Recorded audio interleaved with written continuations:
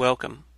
I'm Sebastian Mahfood, and you're listening to WCAT Radio, the on-air wing of En route Books and Media, bringing you the dulcet sounds of Catholic wisdom. Well, welcome back to another episode of the Examined Life with Phil. This week I'm going to be talking about abortion and a problem that I've termed arguing from the extremes. But before we get into that, I'm going to just go quickly right into my facepalm and sigh, a word of the week. This happened actually about 2 weeks ago. There's a philosophy comic on the web called Existential Comics, which is actually very, very hilarious, and I do recommend you go look at it. Some wonderful jokes there. But I don't recommend you follow Existential Comics on Facebook, because whoever it is who does it, woman, man, I don't know, I think it's a guy, but I'm not really sure. Anyhow, this guy is a rabid Marxist, meaning he absolutely has embraced communism to the extreme degree. In fact, it seems like he's embraced it so much that at times I've questioned if he's just trolling people, being excessive and stupid with the intent of being funny on his Facebook page. But it seems like he's being serious because he keeps doing it. So anyhow, back on January 31st, he posted an argument on his Facebook page that says, quote, "We live in a society where our landlords can tell us whether or not we can own a dog, our bosses can tell us whether or not we are allowed to date our coworkers, how to dress, or even what kind of haircuts we are allowed to have. Freedom is only for people who own property." And so no surprise, that's a fairly standard communist, extreme socialist type of argument, and it's pretty awful. I replied kind of flippantly and a little bit sarcastically, "Well, if that's the case, then perhaps instead of whining about it, you should go get yourself some property. If property's the only route to freedom, don't complain about it, go get some property." And several people replied, commenting, "Oh, it's too difficult to get property, etc., etc." One guy even commented that he was unable to acquire any property with a job that was paying him $30 an hour, which, if you think about it, is bizarre. Now, there's many problems with this argument. The first one is that there's a bit of equivocation going on. I used that term last week when I was talking to Sarah Geis. Equivocation is where you use the same word or term in multiple senses. And so in this sense, well, what is meant by property? The suggestion in the argument, if you take it a little charitably, is that property means real estate, land or buildings or things like that. But the reality is that property is many things more than that. I own the computer and the microphone I'm using right now. They're mine. I can do with them as I please. So in a certain sense, I am free to do with them as I please. The fact that I own them does give me that freedom.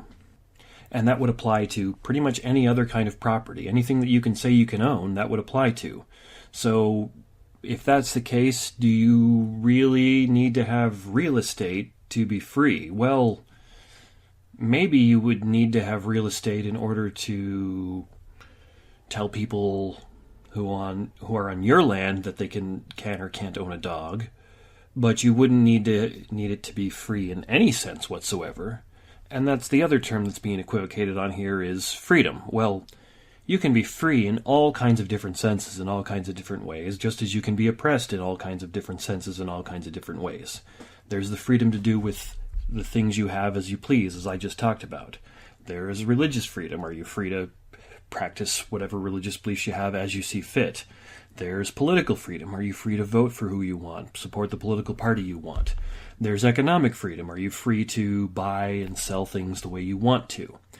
And so the first part of the argument he gave here would say, well, here's some ways that people who own property can limit your freedom. If you live in an apartment, your landlord probably can tell you in most cases whether or not you can have a dog. The boss of wherever you work probably can, in some sense, limit whether or not you can date your coworkers, establish a dress code that includes haircuts.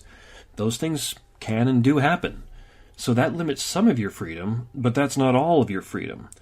And so there's equivocation going on, because clearly when he says freedom is only for people who own property, that's meant to convey the huge sense of freedom. It's meant to convey all or most freedoms, where in the earlier part of his argument, all he did was establish maybe you can't own a dog depending on where you live. Maybe depending on where you work, you have to dress in a certain way or cut your hair in a certain way and things along those lines. So there's some really bad equivocation going on here, because just because you can't own a dog at the apartment you live at, does it follow from that you're not free to vote for who you want, think what you want, read what you want, have the religious beliefs and practices you want? Well, no, of course it doesn't.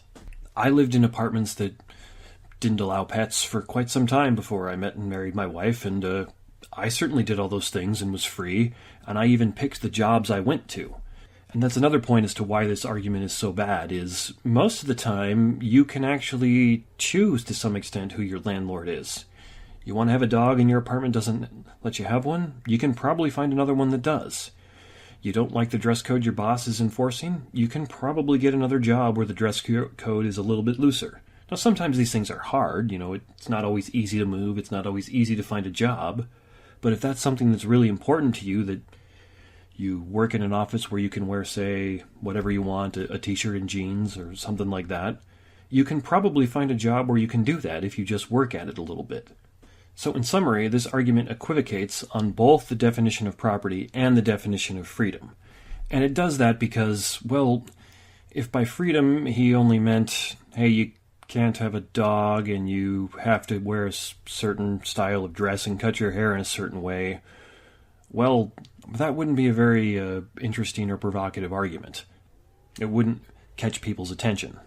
And so because it commits this equivocation, the conclusion, freedom is only for people who own property, does not at all follow from the premises of the argument, which is your landlord can tell you whether or not you own a pet, your boss can enforce regulations about dating your coworkers and dress code and things along those lines. It just doesn't follow at all, and it commits equivocation. So for making an argument that equivocates in two senses and where the conclusion does not even follow, I'm giving Existential Comics the facepalm and sigh award of the week. But hey, if you get the chance, do go check out their website, because the comics this guy makes actually are very, very funny. I appreciate them quite a bit myself. Okay, so on to the topic for this week.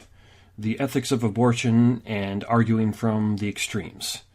Now, before I get into that, it's very important to define your terms. So as far as I'm concerned, an abortion is the deliberate ending of a human life, a baby that's still inside the womb. Full stop. That's the definition of abortion. So what follows from that? Well, there are quite a few things that routinely get defined as abortion in the media, and even by some pro-life people, that aren't abortions if this is the case. For example, a miscarriage is definitely not an abortion. You sometimes hear people, usually on the pro-choice side of things, talking about how like half of pregnancies are spontaneously aborted, or some figure similar to that. Well, those aren't abortions. That's a miscarriage. No one went into that woman's womb and deliberately ended the child's life. It was ended spontaneously and naturally for a whole host of reasons. There could be a whole number of reasons for that, but nobody actually went and killed that child on purpose. That's essentially morally the same thing as when somebody dies of natural causes like old age. Likewise, what they call a D&C procedure, or taking some medication after a miscarriage, is also not an abortion. That is, if the child is inside the mother's womb and has already died for various reasons, there's been a miscarriage, but the child's body is still within the womb, well, that has to be taken out of there. And so sometimes that'll be done through surgery, through a doctor going in and taking out the body of the poor little kid, or sometimes it's done through medication, and that's not an abortion because the child is already dead. Similarly, removing ectopic pregnancies are also not abortions. An ectopic pregnancy is where, after the egg is fertilized and the child is conceived, it doesn't make it all the way down to the womb, to the uterus. It usually happens in the fallopian tubes, but can occur elsewhere. Essentially, the child gets stuck on its way down to the uterus, but still continues to develop. Now, these are extremely dangerous in that if it is allowed to continue, it's nearly always fatal to the mother. And so these need to be removed. And unfortunately, there just isn't any way that the child can be saved. And most of the time when these are found, the child has already died anyway, because that's not a very good place for it to develop. So those aren't abortions either. The only thing that is an abortion is the deliberate ending of the life of the child in the womb. So now that that's out of the way, Obviously, this is a very highly contentious and controversial issue, but I think unlike many other controversial issues, it's also very simple. And it's simple in that it all really hinges on just a few clear and pretty simple questions. The first of which is the child or fetus that's in the mother's womb a person? The second is if that same child is indeed a person, then does the mother have a moral and or legal obligation to provide for it? And then the third is, what role should the government play in enforcing the answers to those prior two questions? So really, the answer to those three questions determines everything you need to know about abortion, and that's why it's actually kind of simple to think about, even though it's so contentious and controversial. Now, I think it's very unfortunate that there's so little productive debate and discussion on abortion, as everyone really does agree that it's a very important issue. At least I've certainly never heard anyone dismiss it as trivial or unimportant, the way I routinely dismiss, let's say, award shows like the Oscars as trivial and unimportant. I think one of the primary reasons why there's so little productive debate about this is that most people want to talk about the extreme and unusual cases rather than the actual reality of how most abortions occur. For example, it's nearly inevitable that in a debate on abortion, the pro-choice side will at some point attempt to justify abortion by pointing to examples of women who have suffered incestuous rape or examples of women who would have likely died had she attempted to carry the pregnancy to term. Likewise, it's quite likely that the pro-life side will tell some stories of women who suffered botched abortions and, after nearly dying, suffered from severe emotional distress and subsequent medical problems from the abortion. The problem here is that such things are extremely rare and do not apply in the vast majority of abortions. In the book, Understanding Abortions, From Mixed Feelings to Rational Thought, the authors Stephen Day Schwartz and Kiki Latimer cite a William Robert Johnson report that only 0.3% of women who seek abortion do so because they were raped, 0.03% do so because of incest, and only 0.2% do so because of legitimate concerns for their own life. Now, as the usual statistic that gets thrown around is that only about 1% of rapes result in pregnancy, this makes sense. So add all those together, and you get only 0.53%, or less than 1 out of 100 of actual abortions, falling into the categories that are often used to argue for abortion. And even if William Robert Johnson's report is off, if these statistics are a little skewed in some way, the fact that it's so incredibly one-sided that, according to him, 99.5% of abortions don't fall into the categories that are used to argue for abortion most of the time, well, that should tell you that the vast majority of abortions are not those things. Maybe even if his numbers are a little off, you say maybe it's 90%, 95, 80, 85%. That still tells you 80, 85, 90, 95% of abortions are not in these odd categories, these unusual and extreme circumstances that almost everybody turns around and cites as the reason for why abortion should be legal. Now, I'm not claiming that things like rape and incest and other horrible things like that don't happen. They certainly do.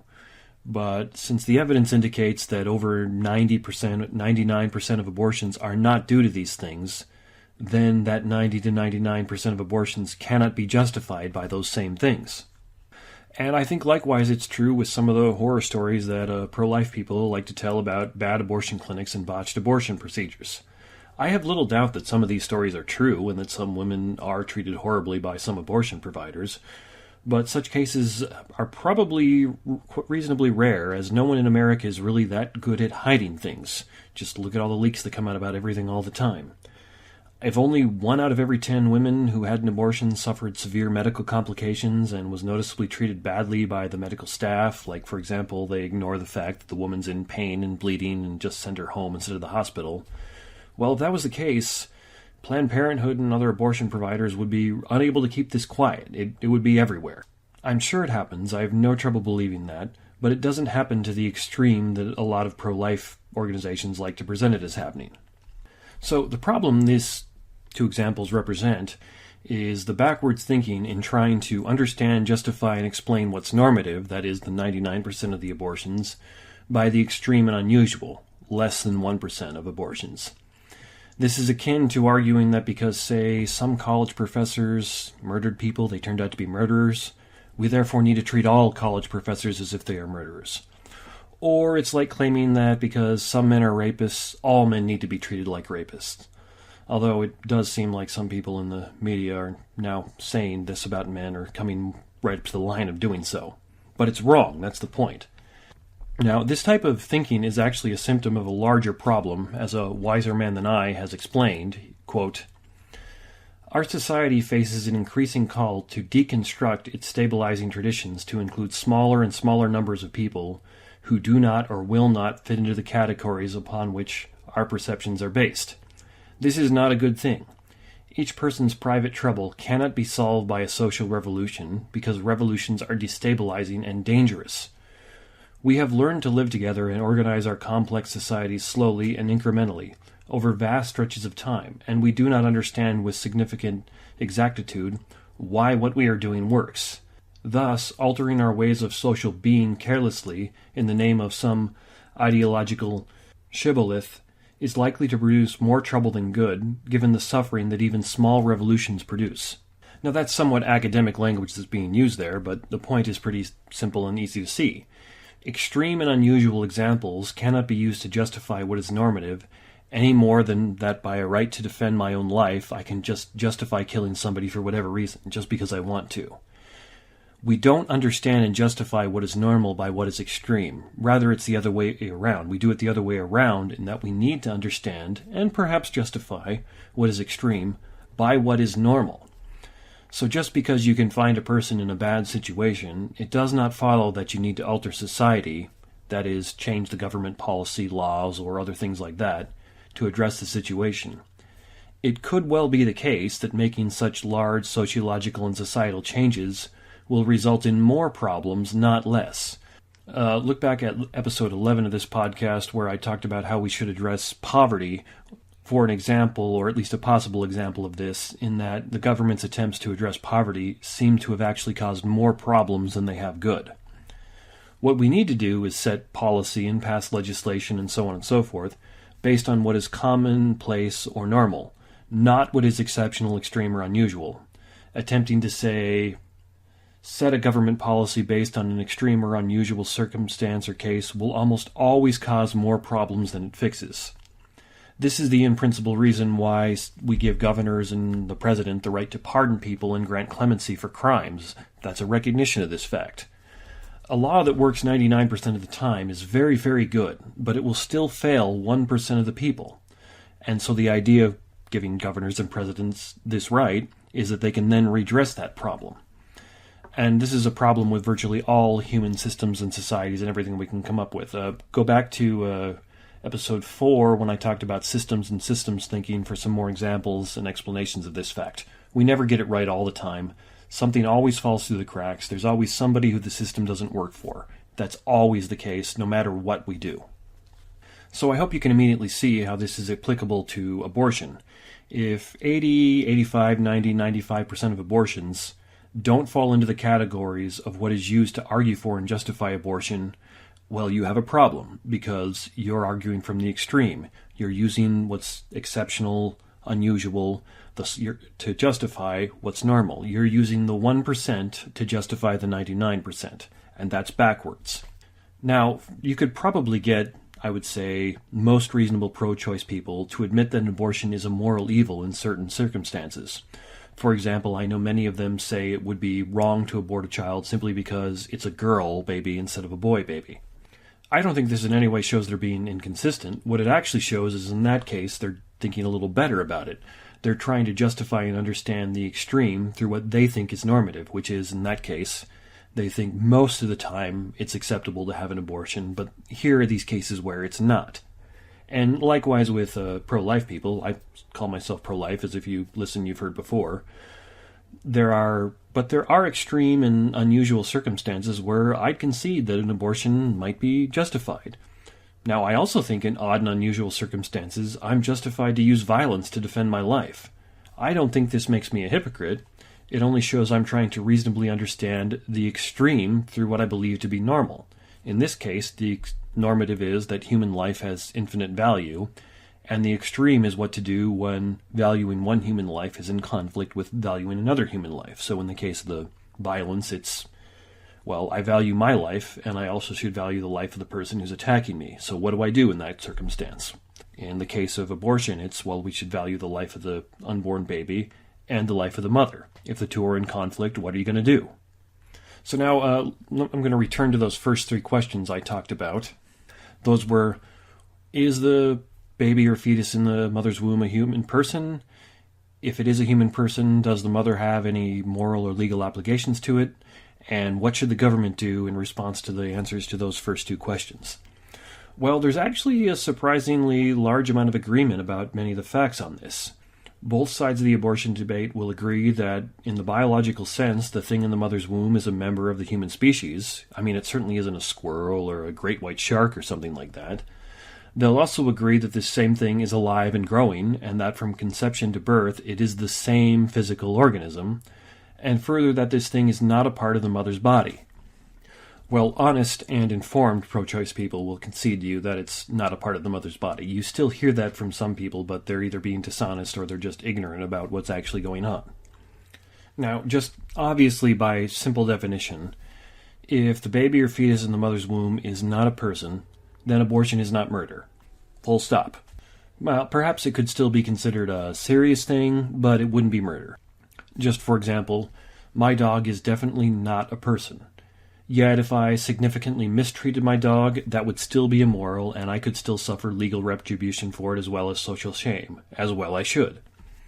Now, in my opinion, the best and most reasonable pro-choice arguments attempt to build from this claim that the thing in the womb, the baby or fetus, is not a person. As philosophers like Michael Tooley and Peter Singer have pointed out, it's very difficult to see what, if anything, about the thing in the womb changes at birth, other than its location. In most cases, it could have theoretically survived outside the womb prior to birth. That is, it could have lived if it had been born a week or two earlier. In most cases of babies being born, that's the case. The baby is still highly dependent on its mother and other people for survival. Its cognitive development is not noticeably advanced by the process of birth. A human organism in the womb reacts to stimulus and sensation pretty much just the same as a newborn baby does. So what Tooley and Singer logically conclude from this is that because abortion is justified and birth changes nothing of significance, then infanticide is justifiable as well as abortion. So here, that's a barbaric conclusion, but I'll give Tooley and Singer a little credit for at least being more consistent than most United States law is. Now, the reasons given for why the baby or fetus is not a person will vary a little bit, but they generally focus around defining what a person is, and then pointing out that the thing in the womb, the baby or fetus, doesn't fit that definition. Just for easy example, you can define a person as a rational thinking animal. That's the definition that Aristotle and Aquinas used, so pretty good definition from pretty good philosophers. Now, the baby or fetus in the womb probably shows no sign of being a rational thinking animal. In some senses, my dog shows more sign of being a rational thinking animal, as at least I can train him to do things, but you can't do that for a baby in the womb. Hence, from this or similar arguments, then pro-choice people will conclude that while the thing in the womb is a biological human being that is distinct from its mother, it's also not a person. Not yet. It will become a person at some later point. Now, arguments like this and other ones are actually pretty bad arguments, because what they do is establish that at some point in their lives, even, say, philosophers like Michael Tooley and Peter Singer were actually not persons, and as such they could have been killed with no moral or legal repercussions. The problem here is that everything that is used in such arguments to define personhood, like thinking and rationality, well, that comes and goes throughout our lifetime. I, say, sometimes enjoy a glass or two of scotch. Now let's suppose one night I have way too much and black out. Well, then by the above argument, while I'm blacked out and not conscious, I'm no longer a person, as I cease to be a thinking and rational animal. I'm still an animal in some sense, but I'm not thinking and rational while I'm blacked out because I had too much to drink. So this is the first trouble with these arguments, is that if the baby or fetus in the womb is not a person for these reasons, and if these arguments are applied consistently, then at various points in our lives, all of us cease to be persons, and as such could be justifiably killed. And this problem applies to anything you can come up with to attempt to justify this distinction where you're going to say it's a biological human being, but it's not a person. There is no way to say, therefore the thing in the womb is not a person, that doesn't also at some time and in some point make a person out of the womb no longer a person. I think that what this simply shows is that the distinction that people like Tooley and Singer are trying to make, wherein something can be a biological human being but also not a person, is a false distinction. There is no distinction between that. A person, if you're a biological human being, you're a person. The two just go together. I think this is further shown by the fact that no one ever, anywhere else, for any other reason, ever makes this distinction. The only time this distinction is appealed to is with respect to abortion. Now, the fact that that's the case should immediately send up red flags that something's wrong with the reasoning, because it's extremely ad hoc. If the only time a distinction is being made is to justify an argument, that should immediately send up red flags in your thinking, because that's a good indication that something is very wrong there. But further, I can counter-argue that I think there are many good reasons to think that the fetus or baby in the womb is a person. Now, I'm going to start from the assumed premise that I and everyone listening to me are indeed and in fact persons. Now, if you actually doubt that you yourself are indeed a person, then I suggest that we need to have a completely different type of conversation, or that you go seek some serious counseling, because if you can hear me right now, you're a person. Now, all of us who are human persons were at least at one point of time in our mother's womb. Now, I'm actually with Tooley and Singer in that I cannot see how anything substantial as far as personhood goes is changed by birth alone. So, what else changed about me from the time that I was in my mother's womb? Well, I'm significantly larger, though my mom constantly reminds me how large I was when I was born. Obviously, my physical location is much different. I think I have a much higher level of awareness and cognitive development, at least I certainly hope I do. And I'm much less directly dependent on my mom or other human beings for my survival now.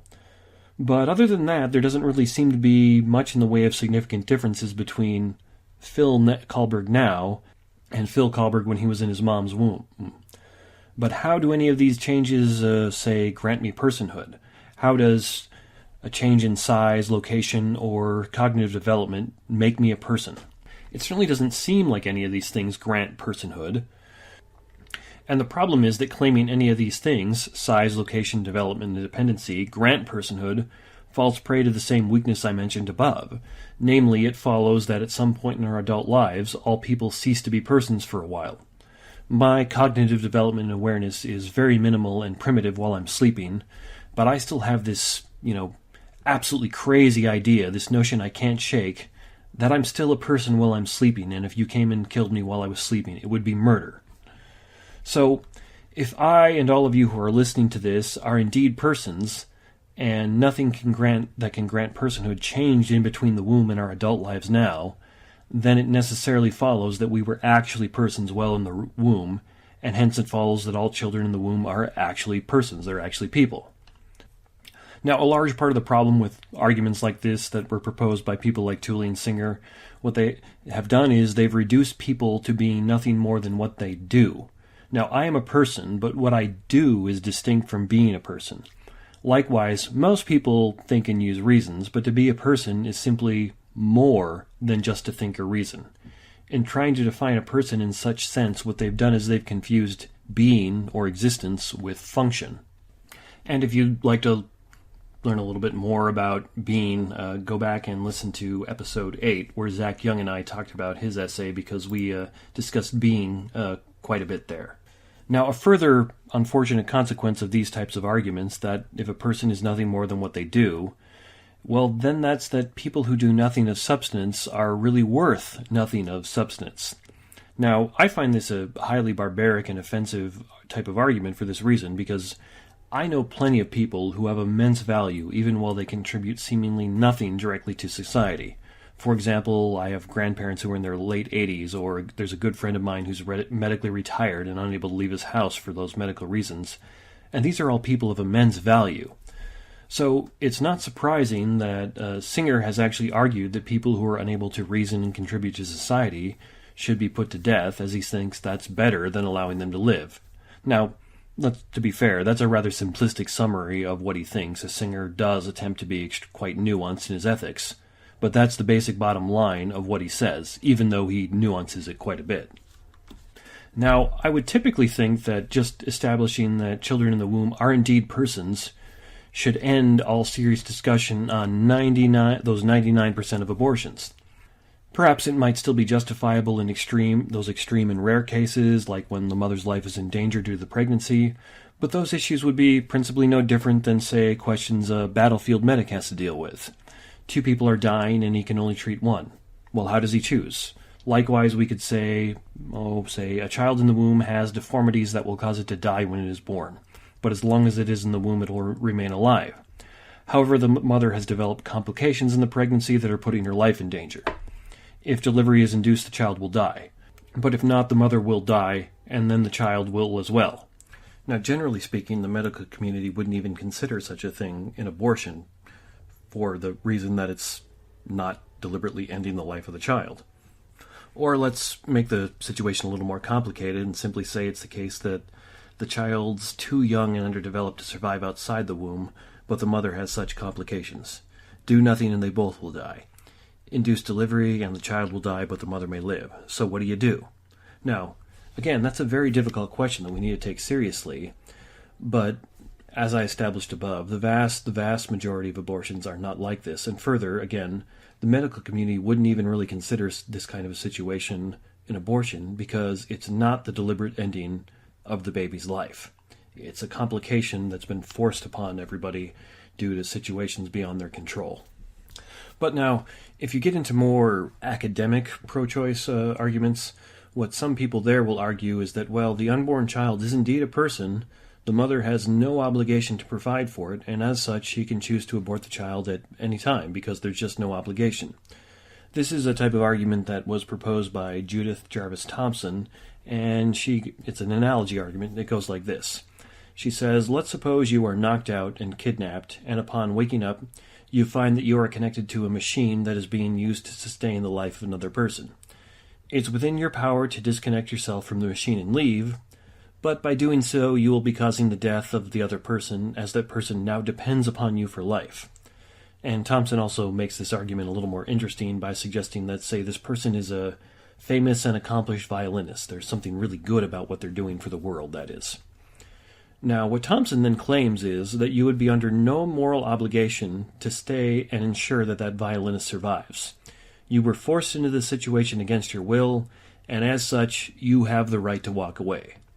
She says that no doubt it would be commendable if you were to stay anyway, but her point is that you are under no obligation to do so. Thompson then claims that her story is analogous to abortion, wherein the violinist is the unborn child and you are the mother. Now, the major and obvious problem with this is that it's just not at all analogous to abortion. Very few women become pregnant completely against their will. It's a widely known fact that sex tends to cause pregnancy, and that no method of birth control is effective all the time in every way. Hence, it's simply false that all or most mothers suddenly and surprisingly wake up to find themselves pregnant and are left wondering, well, how did this happen, and who's to blame? The obvious exception to this would be, say, women who are raped and find themselves pregnant, but as I established above, that's a statistical, barely an anomaly when you're looking at abortion, and even Thompson doesn't really push on this point when she's making her argument. Further, and more importantly, in Thompson's violin example, let's just, for the sake of argument, grant her that you're justified in disconnecting from the machine and leaving. Well, even if you are, you're not justified in stabbing the violinist in the head, injecting him with lethal chemicals, or chopping his body apart and sucking the pieces into a vacuum cleaner before you leave. But these are the types of things abortion does. Abortion is not merely withholding life-giving support from a child. Rather, abortion involves causing fatal damage to the child's body while it is still in the womb, either by somehow damaging the body or injecting some kind of a lethal chemical into it. To my knowledge, there is no abortive procedure that merely cuts off support from the mother's body to the child. They all deliberately cause fatal harm or damage to the child's body. Furthermore, it's not nearly as easy to justify withholding support from someone as Thompson seems to think so. The fact that there are Good Samaritan laws and that courts order parents to pay child support for children that live elsewhere shows that we as a society and culture recognize that we do have moral obligations to each other as human beings and as parents to our children. A child does have a right to demand care from his parents, and the courts actually recognize this when they order an absent father to pay child support. Now, obviously our obligations to each other come under some reasonable limits. I have an obligation to stop and help a person if I'm driving across a desert and see that that person is stranded without water or transportation. That's just basic decency. But if I see a man drowning and I can't swim, well, I probably don't have an obligation to try to jump in and save him there. Maybe I have an obligation to call somebody or try to do something, but you could say I'm not able to jump in and save him, so I shouldn't do that. Just as a general rule of thumb, I think we could say that obviously we have an obligation to help other people in as much as we can reasonably do so. And if that isn't obvious to you, please write in and tell me where you live, because I never want to move there. I don't want to live next to people who don't see that obligation. Now, what I want to argue here is that this obligation that already exists between all human beings is significantly heightened when it comes to parents and their children. I have obligations to my children that I do not have to random people I do not know. My children have the right to demand care from me and their mother. And so again, what we find is that Thompson's analogy is just not analogous because the violinist is not your child, your own flesh and blood. Perhaps it would be acceptable to walk away from the violinist. This may be a difficult question. I actually don't think it would be acceptable to do that in that case. But it's definitely not acceptable to walk away from your own child. And if you've ever mocked, belittled, or attempted to shame a deadbeat dad, then you agree with me here, as principally speaking, that's the same thing. If it's wrong for a dad to walk away from his children, then it's wrong for a mother to, quote, withhold support from her children, even if that means doing it while the child's in the womb. So the point here is that Thompson's argument fails because her example is just not at all analogous with abortion. Abortion by practice and definition kills the unborn child, and almost no woman becomes pregnant through no fault of her own, and the violinist is in no way analogous to my own child. So then, the final question here, the third one is, what, if anything, should the government do about it? If you believe the government should protect your life because you are a person, then it seems perfectly obvious that it should also protect the lives of unborn children because they are people. It's nonsensical and ridiculous to claim that unborn children are people and simultaneously claim the government shouldn't protect them. This is the line of thinking that says, I would never get an abortion, but I don't want to force my views on others. It can sound good to modern ears, but it's simply really, really stupid. If you truly believe that unborn children are people and that the government has a duty to protect the lives of people, then it follows that it must protect the lives of the unborn as well. There's no real way around this. So the unborn are people, mothers and fathers have an obligation to care for their children, and the government has an obligation to protect the lives of all people, including the unborn. And thus from this you get what's called the standard pro-life argument. 1. The life of each member of a species, at least mammal species, begins at conception. 2. All humans have the right to life. 3. The government or law must protect the basic rights of all humans. 4. Therefore, abortion is immoral and should be illegal. Now, this is a valid argument, as its conclusion just necessarily follows from its premises, and I've just spent, looks like about 40 minutes trying to demonstrate why these three premises are true, but nonetheless, let me explain a little more here. The objections that many people are going to raise to this formal argument will center around premises 1 and 3. Only a moral moron will deny that humans have a basic right to their own existence. The movements and philosophies that have seriously doubted this premise 2, have routinely committed genocide and other horrific atrocities. Now, premise 1 is a fact-based statement. Either life begins at conception or it doesn't. One common objection to this is that we don't or can't know when life begins. I'll give an argument a little later on here that will address that in more detail. However, I'm going to say that it's just simply not true that we don't know when life begins. We do. Life begins at conception because that is when each individual has a complete and individual genetic code. At that point, the only thing that cell can do is grow into a human being or become a dead human being. People will sometimes refer to the fetus or baby as, say, a potential human being. Now, this is an absurdity, and I think it borders on being idiotic. What else does it have the potential to be other than a human being? Could it be a penguin, a squirrel, a great white shark? Well, no, of course not. It's a potential child, teenager, or adult human being. It's doing one thing that only a human can do, growing a human body. The fetus or baby is going to be a live human being, or it's going to be a dead human being. There is no other potential. And the last I checked, we don't stop being human beings when we die, and say become great white sharks or something ridiculous like that. No, what we become is dead human beings. We don't even refer to animals that we do kill and eat like this. No one calls a pig fetus a potential pig. It's just nonsense to do so, and it's nonsense to do it with human beings. Now, according to the philosopher Peter Kreeft, before Roe v. Wade in 1972, every biological textbook taught that life begins at conception when the fetus gets its genetic code. They taught this as a fact. He says, quote, "I haven't been able to find any biology textbooks except those written by Christians for Christian schools that repeated this after 1972. Yet the new textbooks did not appeal to a single new scientific discovery to justify their change. It was purely political. I'm not suggesting that the textbooks were written by pro-choicers. I'm suggesting that the textbooks wanted to avoid political controversy." So, objections to premise 1 amount to denying, ignoring the scientific evidence for it, or redefining the definition of what it means to be a human being or to be alive, as I talked about before with examples from Tooley and Singer. Now, we don't call children potential adults or say they have less value because they cannot do the same work as adults. If anything, what we actually seem to practice is the opposite, as we often will protect the lives of children at the expense of the lives of adults. In practice, we often seem to value the potential in children more than the actual in adults. Premise 3 of this argument just says that laws should protect people's basic rights. As I alluded to before, some people will try to get around this in regards to abortion by claiming that they don't like abortion, but they don't want to force their views on other people. But this doesn't hold up under scrutiny at all, and I'm going to say some more about it now. So let's ask, why is it these people find abortion distasteful? What is it about it that they don't like?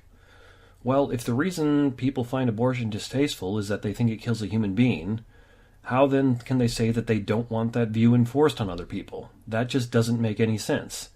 I very, very much want my view that human life is precious enforced on everyone, because it will help protect me from being murdered, and it'll help protect people I care about from being murdered. No one says, I'm personally against stealing, but I don't want to enforce that on anyone else. Everyone, except for the thieves, is fine with enforcing the view, don't steal on other people. So maybe these people have a preference against abortion, like, say, I just have a preference against Hawaiian pizza. I don't think it's immoral to eat Hawaiian pizza, but I don't like it. I can't stand the thought of that, eating Hawaiian pizza, but I won't enforce that preference on anyone. Well, such an idea trivializes abortion to the level of a food preference, and no serious rational person I've ever read or talked to wants to do that. Everyone seems to recognize that it's a serious thing and needs to be treated seriously. So if none of the things I've already said have convinced you, here's an argument based on the assumption that we, say, don't know things, that there's unknowns involved in this. It's what's called a quadlemma. That is, there's 4 possible responses to abortion, what to do about it. Number 1, we know the fetus is a human being and we kill it. Number 2, we know the fetus is a human being and we don't kill it.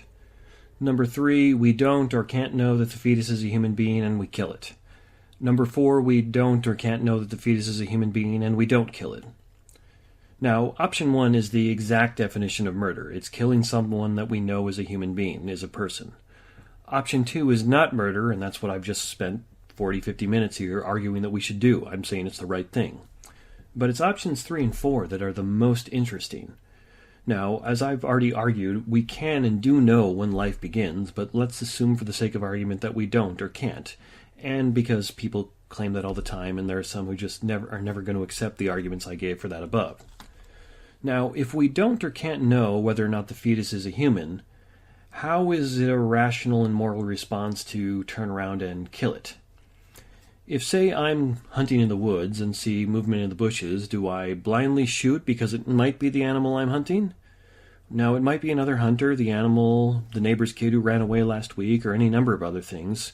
I don't know what it is, so the proper response is that I should shoot, right? Well, no, not really at all. That's actually a horrible response.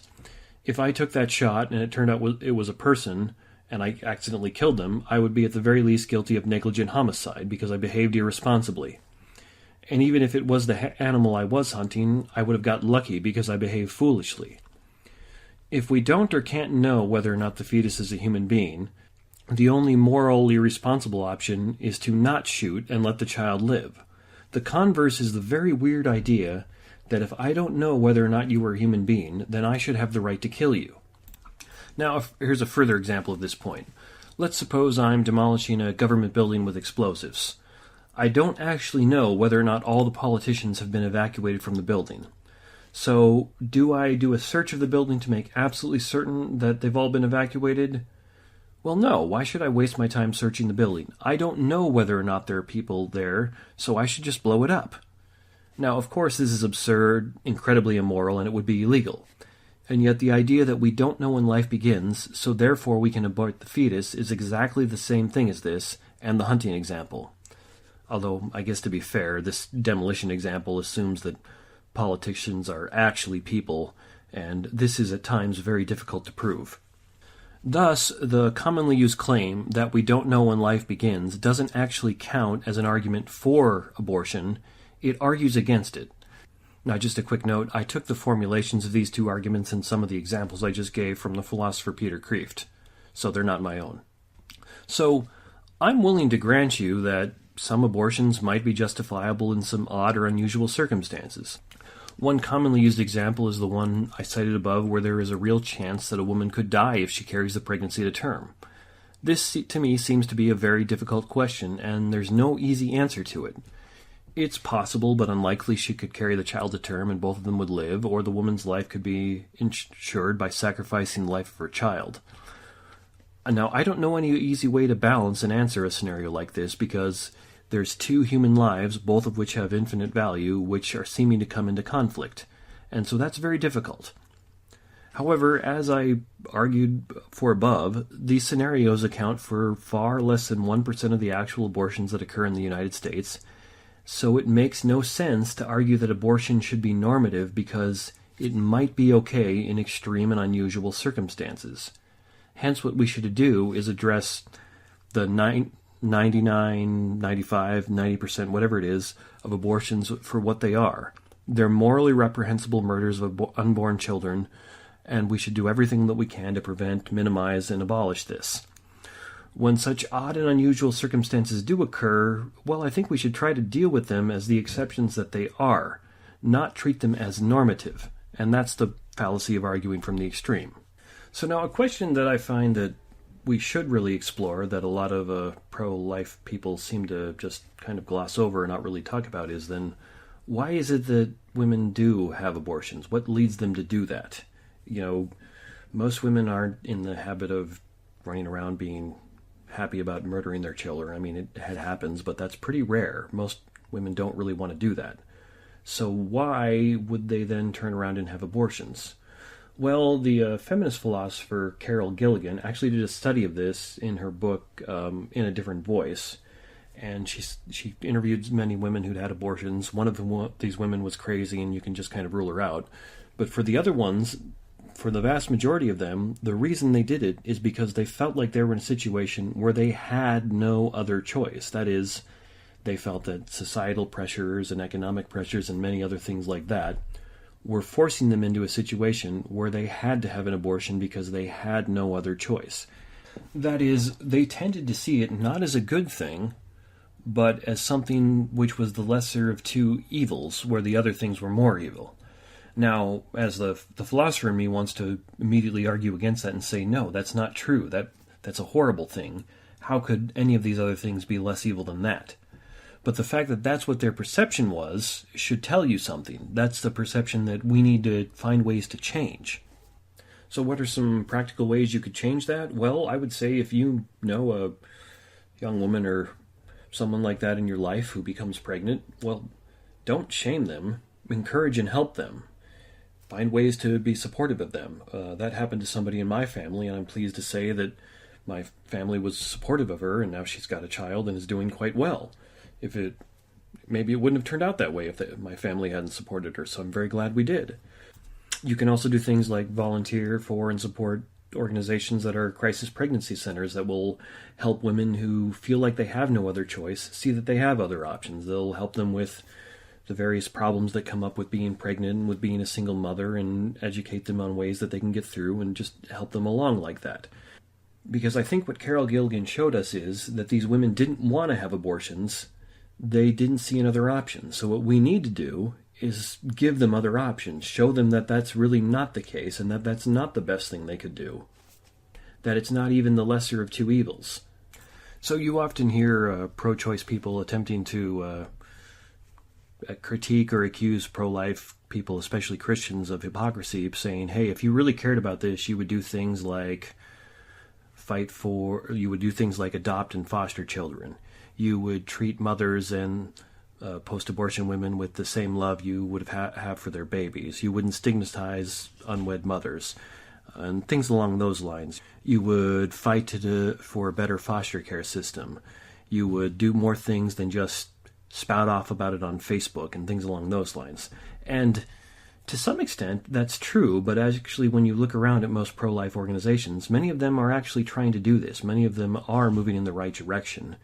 And I think at least partially as a consequence of this, in recent years, the abortion rate in the U.S. has actually gone down, because I think it's fortunately becoming the case that more and more women are saying, no, this isn't your only option. There's other things you can do. And fortunately, a lot of more churches and pro-life organizations and Christians are stepping up and helping these women out who need their help. And that's really the best way to go about ending and reducing abortion, I would say, is let's show all these women who feel like they don't have another choice that they do have another choice, and let's help them out. So now I've decided to do another segment on this podcast that I'm going to alternate with the one I did last week on arguments for God's existence. And this is going to be on philosophers that I think you should know and learn about. So I'm going to start off with Socrates. Even though I did a whole episode on what he thought about God a while back, there's a whole lot more you can know about Socrates, and I'm just going to give you some facts about him here relatively quick and briefly. And if you're one of the 4 or 5 people who watched my YouTube series on XCOM War of the Philosophers, this is pretty much the same thing I said there, so you can skip, but I don't feel guilty about rehashing this here because virtually nobody actually watches that. So, Socrates was a Greek philosopher from Athens who lived from approximately 470 BC to 399 BC. Now, even if you've never studied philosophy, you've almost certainly heard of Socrates, and that's because there's a cultural mythos that's developed that Socrates was the father or founder of philosophy, as I referenced before. Now, strictly speaking, that's just not true, as there were philosophers before Socrates, like Zeno. But the life and death of Socrates left such an impression on philosophy that now philosophy is defined by his life, and that every philosopher before him is called a pre-Socratic, and every philosopher after him is considered a Socratic. Now, to my knowledge, the only other person in history who gets the honor of a distinction like this is Christ, as the BC and AD distinction comes from Christ's life. Now, part of the reason why Socrates gets this distinction is that he was a martyr for his philosophy. Part of it is that he was the first of the big 3, the Greek Trinity, the other 2 being Plato and Aristotle. And part of it is that he is the first philosopher in Western history who we have a good record of showing a consistent use of a rational method to pursue truth. That is, he was doing good philosophy. Now, Socrates was tried, convicted, and executed by his fellow Athenians for charges of corrupting the youth and atheism. Now, it's a little unclear, but atheism at the time could have simply meant that he rejected the Athenian or Greek gods and believed in other god or gods. I talked about this a bit in episode 10, where I asked the question, who was the god of Socrates, and so you can go back and listen to that if you want. But the gist of it is that the oracle at Delphi told him that no one was wiser than him. When he heard this, he took it as a divine mission because he thought that he was ignorant and so not wise at all. So he went around questioning everyone who claimed to know something to see if he could prove the god right.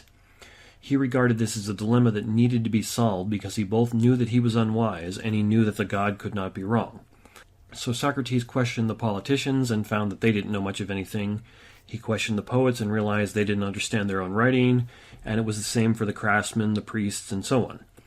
Hence, Socrates came to realize that what made him wise was not his own ignorance, but the fact that he was aware of his own ignorance. Everyone was ignorant, but only Socrates was wise enough to recognize his own ignorance. So from this we get the Socratic maximum, I only know that I know nothing. So it's in all this questioning, which we get a glimpse of through Plato's dialogues, that we see one of Socrates' great contributions to philosophy, the Socratic method. Simply put, the Socratic method is just asking questions until you finally find a satisfactory answer or conclusion. So, for example, since I like doing philosophy of religion, Socrates may ask somebody, well, why do you believe in God? And so that person might reply, well, my parents taught me to believe in God, to which Socrates would say, well, how can you trust your parents? And that person might reply, well, I'm pretty sure my parents wouldn't lie to me. And then Socrates might say, well, how do you know your parents weren't deceived as well? And you can see how that line of reasoning is going. But that type of exchange could also go a different way. Socrates might ask a different person, well, why do you believe in God? And that person could respond with, well, I know of 4 or 5 good logical arguments for the existence of God, like the cosmological argument, the moral argument, the argument from meaning, the argument from intentionality, the argument from consciousness. So all these give me very good reasons to believe in God. And then maybe Socrates would go on and ask questions about those specific arguments, try and critique them a little bit. But you can see how that's not only a better response, but the Socratic method is getting at whether or not you have good reasons for what you're believing and saying or not. And that's the whole point. Now, it's easy to see how questioning people with power and authority like this, using Socrates' method, can quickly get you into trouble. And here I'm going to make a distinction that I don't think Socrates ever explicitly makes in the writings, but I suspect he recognized. That is, there's a legitimate purpose to this method, and there's an illegitimate one. If your purpose is to find a good foundation for claims that another person is making, especially if that is a person with power and authority, such as a politician, journalist, a religious leader, and so on, well, this is a good and legitimate practice. It's probably going to get a lot of people very angry at you. After all, it got Socrates executed. But if you find that that person has good reasons for the claims they're making, and then you accept those reasons, you've accomplished something good.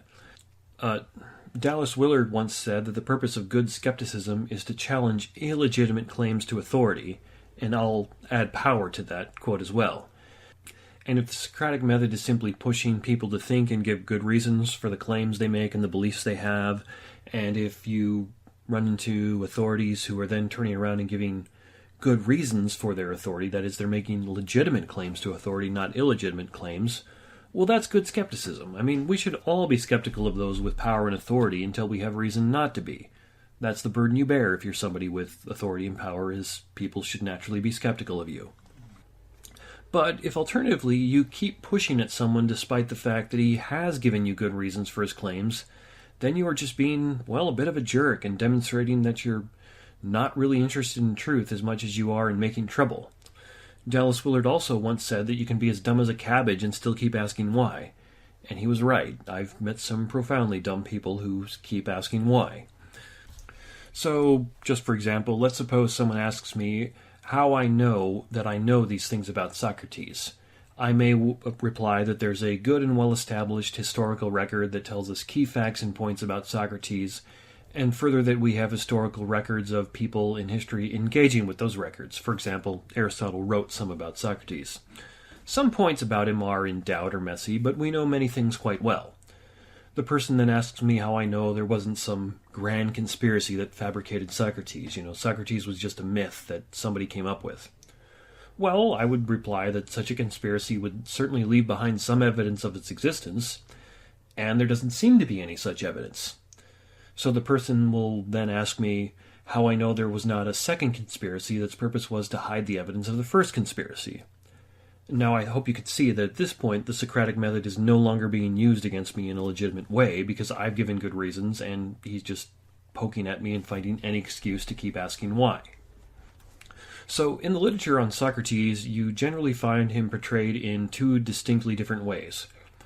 One is as a man of such absolute integrity and honesty that he refused to give up rational inquiry even in the face of death and execution, and he was condemned for exposing the hypocrisy and ignorance of the powerful people in Athens there.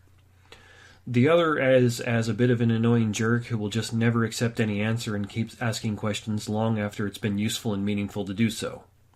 Now, I tend to think he was probably a bit more the first way, but not everybody agrees with me there. So, as long as the goal of the Socratic method is the pursuit of truth, then I think it's a great tool of inquiry. Now, the other problem with this is that sometimes the Socratic method will push us into very deep and difficult philosophical territory. Professional philosophers to this day debate some of these things to extreme extents, and that's because, in the strict possible sense, some of these things are just hard to know and wrap your mind around. Try to define time, for example. You probably know what it is, but try and give me a definition of it. It's very, very difficult to do. That's why it was, I think, Augustine who said, "I know what time is until you ask me to define it."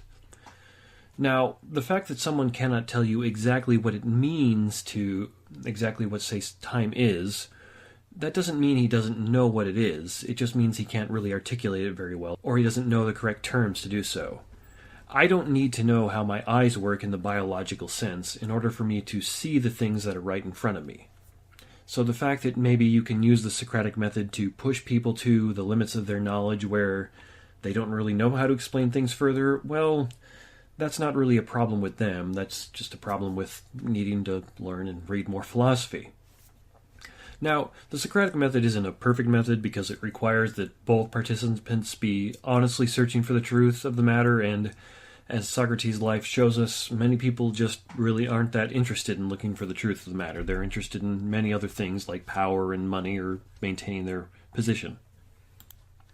Now, I spent a whole episode dealing with the question of whether or not Socrates was a atheist. That's back in episode 10. Go back and listen to that if you want some more information on that part of his trial that got him convicted and executed. But Socrates addressed the charge of corrupting the youth by claiming that no one will ever intentionally corrupt another person, as that corruption will turn around and harm him in time. This comes from another one of Socrates' odd maxims that, quote, "all men seek the good." Socrates argued that everyone really does try to pursue good, but they end up making mistakes and end up doing evil only out of ignorance. Now, this is a very odd maxim, as it seems fairly obvious that it is not true because we have all observed many people who seek and do evil. Just go read a history book. Just watch the news. Look at the evil that the Athenians did to Socrates. But I think we can make this a little more plausible by saying what I think Socrates really meant, which is everyone does what seems good or the best to them at the time. That is, I think Socrates thought virtue was found in knowledge, and this goes hand in hand with his idea here. If it's true that we all do what seems best to us at the time, then the solution to evil is knowledge, as then we will all know enough to recognize what really is good and bad, and not just how it appears to us. So after Socrates was convicted, he got to propose his own punishment, and his suggestion was that his punishment should be that the city should give him free meals for the rest of his life. So you can say that he was doubling down on his plea of innocence. And again, you can kind of interpret this as a man who has so much integrity that he will not waver or back down no matter what anyone does, or you can read it as him persisting in being kind of an annoying jerk and just thumbing his nose at the people who just convicted him. Now, instead of giving him free meals, his fellow citizens instead voted that he should die by drinking poison. And that's just what happened. So, of course, there's a whole lot more that could be said about Socrates. I can't summarize a great philosopher in 10-15 minutes like this. If you want to learn some more about him, go back and listen to my episode where I talked about whether or not his God was the God. I talked some more about him there. You can also learn some more about him by reading any of Plato's dialogues. He's featured in 28 out of 30 Platonic dialogues, and generally speaking, the earlier Platonic dialogues are thought to be an authentic Socrates. Really, the best thing to do would be to go read the Apology. I recommended in that other podcast, so if you haven't done it, go do it. So now, tell me what you think. Do you think Socrates was such a man of fierce integrity that he just never wavered no matter what? Or was he just an annoying jerk who wouldn't leave people alone?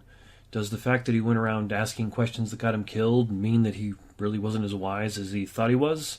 And what do you think of his maxims? I only know that I know nothing, and all men seek the good. He had several other ones as well that are interesting and you should probably check out.